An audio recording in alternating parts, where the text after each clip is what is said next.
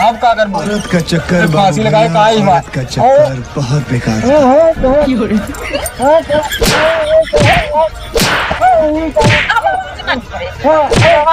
सही बात।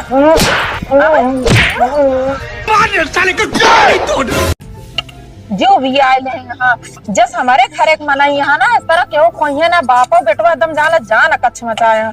इतनी ठंडी बा चाहे मरीन जाई ठंडी लाग जाए नहीं पुर जाई लेकिन इनका सब कोनो फर्क पड़े वाला ना है।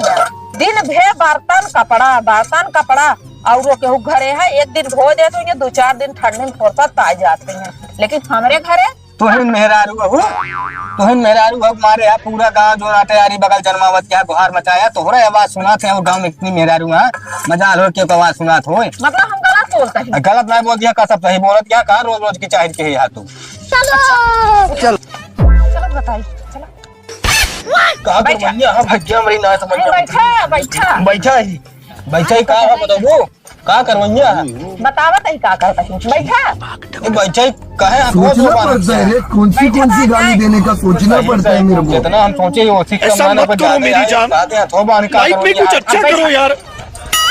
अब का कर औरत का चक्कर फांसी लगाए का ही बात औरत का चक्कर बहुत बेकार है।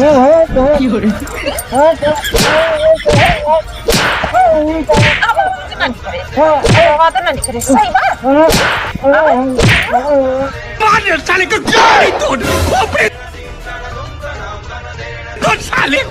खत्म।